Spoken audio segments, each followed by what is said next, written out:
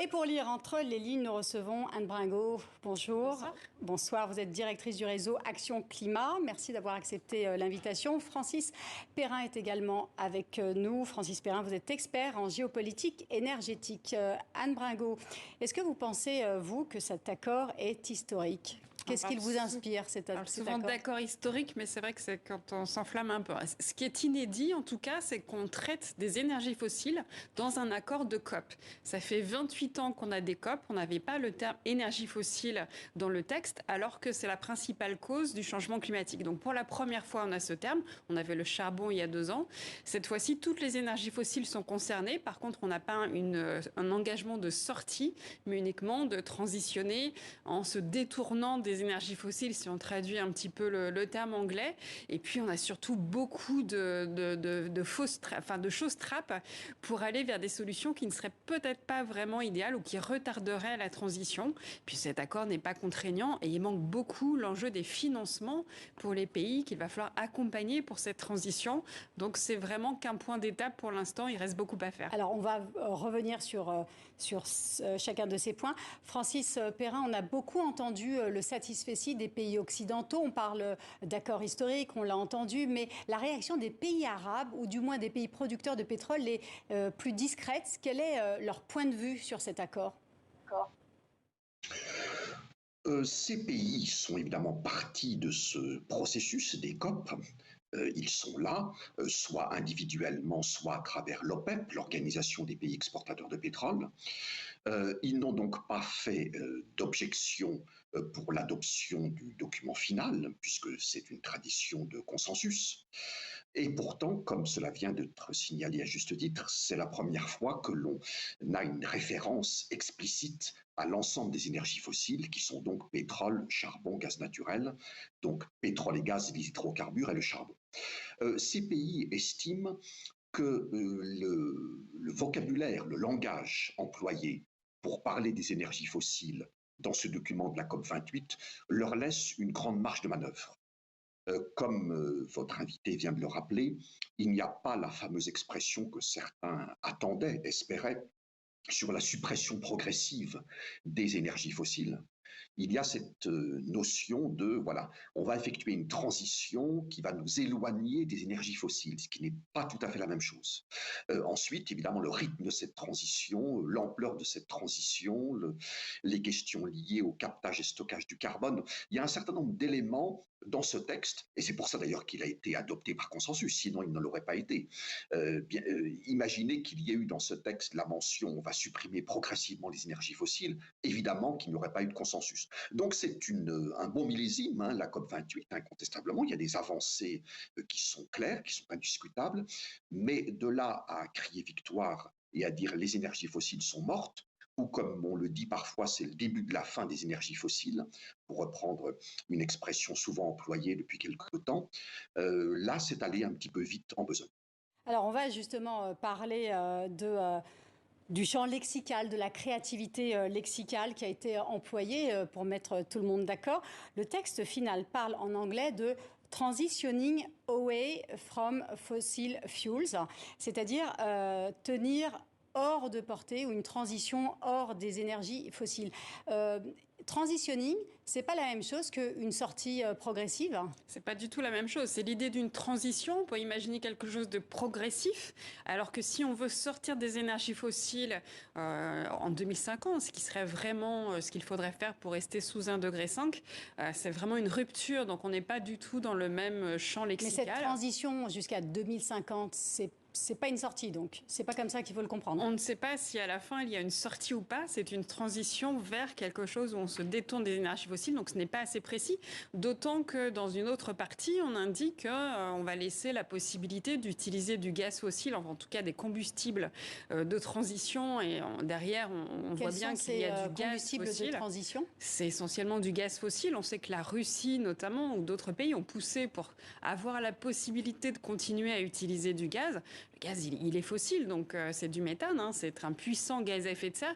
Donc on voit bien qu'il y a... Mais alors là, il y a une subtilité, très honnêtement, que je ne comprends pas. On veut progressivement sortir des énergies fossiles, et le gaz ne fait pas partie de cette transition ? Alors, il peut partir des énergies qui baissent, mais là, l'accord dit qu'il pourrait augmenter, c'est-à-dire qu'on pourrait faire de nouvelles centrales au gaz, par exemple, pour remplacer des centrales à charbon. Or, si on veut remplacer les centrales à charbon, il faut directement aller à la case énergie renouvelable et non pas passer par la case gaz qui nous fait perdre un temps fou et qui émet par ailleurs des gaz à effet de serre. Ce sont des investissements qui n'ont pas lieu d'être. Maintenant, il faut vraiment aller directement vers la solution définitive, mais pour ça, il va falloir des financements. S'il y a le gaz, c'est en partie parce que certains pays y ont des intérêts parce qu'ils sont producteurs de gaz, mais c'est aussi parce que des pays, notamment en Afrique, n'ont pas forcément accès aux énergies renouvelables, qui peuvent être parfois plus difficiles d'accès financièrement. Et donc, c'est là aussi où l'enjeu des financements est complètement associé à cet enjeu de sortie des fossiles. Il faut que les pays riches donnent plus d'argent aux pays qui en ont besoin, à la fois pour l'adaptation, les pertes et dommages, mais aussi pour décarboner leur économie. C'est absolument indispensable. On vit sur la même planète, dans le même climat. Si les pays riches font leur transition, se décarbonent, mais que les pays pauvres n'ont pas les moyens de le faire, on aura tous perdu. Francis Perrin, est-ce qu'il y a cette partie financière est très importante? Est-ce qu'elle transparaît dans cet accord final de 21 pages? Ah oui, il y a des éléments intéressants. D'abord, c'est quand même la COP qui a rendu opérationnel ce fameux fonds pour les pertes et dommages. Alors évidemment, il n'y a pas des sommes considérables, hein. On est à plus de 700 millions de dollars, mais il faut bien commencer, donc c'est pas négligeable. Il y a également des engagements par rapport au fonds vert pour le climat. Il y a des engagements par rapport au fonds pour les pays en développement. Il y a des engagements financiers pour le fonds spécial pour sur le changement climatique. Il y a des engagements sur le fonds pour l'adaptation. C'est un peu compliqué d'ailleurs, cette machinerie onusienne en termes de fonds avec différents fonds, etc. Mais il y a des avancées qui sont, à mon avis, pas inintéressantes, certainement très insuffisantes, bien sûr, mais c'est quand même une COP qui a été marquée par des progrès dans ce domaine, mais progrès ne veut pas dire révolution. Et il faut être tout à fait clair, que ce soit sur le financement sur les énergies fossiles, on ne fait pas la révolution à la COP, que ce soit la 28, la 21 ou n'importe laquelle, ou la 29 ou la 30 qui suivront, la 29 en Azerbaïdjan et la 30 au Brésil. Est-ce qu'il faudrait mettre en place une structure ad hoc justement pour cette partie financière qui se chargerait de distribuer l'argent aux pays qui en ont besoin en fonction justement de leur situation respective? Alors, il y a déjà des structures qui existent. Par exemple, ce nouveau fonds pertes et dommages qui a été rendu opérationnel au début de la COP28, il va être géré par la Banque mondiale. Ça a fait d'ailleurs débat parmi les pays les plus pauvres qui considéraient que la gouvernance n'était pas vraiment assez ouverte pour ces pays-là. Donc, il y a eu des adaptations. Il n'est pas forcément obligé de créer un nouveau tuyau. Par contre, ce qui manque, c'est l'argent pour l'instant. Hein, sur les pertes et dommages, quelques centaines de millions, là où il faudrait quelques centaines de milliards. Et puis sur l'adaptation, qui est un vrai enjeu également, la seule chose qui sort de la COP28, c'est l'idée de faire un rapport d'ici 1 an sur le financement par les pays développés allant jusqu'à 40 milliards par an en 2025. Donc voilà, mettre 1 an pour faire un nouveau rapport sur de l'argent dont on sait qu'il est absolument indispensable, c'est pas tout à fait satisfaisant. Donc clairement, la COP 29, ça sera la COP des financements après cette COP 28 qui était vraiment la COP des énergies fossiles. Francis Perrin, où trouver l'argent?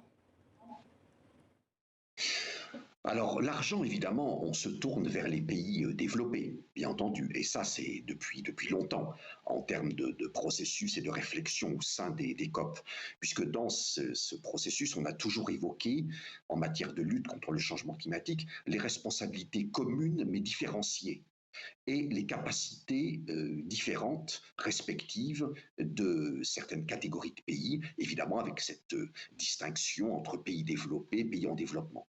Ensuite, une fois qu'on a dit ça, ce qui est parfaitement justifié, bien sûr, les pays en développement sont souvent les principales victimes du changement climatique, et elles sont beaucoup moins responsables, évidemment, voire pas du tout, de ce changement en termes historiques, et elles ont beaucoup moins de moyens financiers et technologiques pour y faire face. Donc la logique est claire.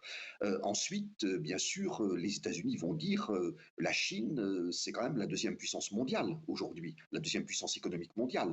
Donc il ne faut quand même pas non plus mettre derrière cette expression pays en développement un peu tout et n'importe quoi, et il est important que différents pays, dont certains se classent en disant nous sommes encore des pays en développement, ne puissent pas contribuer. Mais l'essentiel, évidemment, on se tourne vers les pays en développement, les pays développés, pardon, excusez-moi.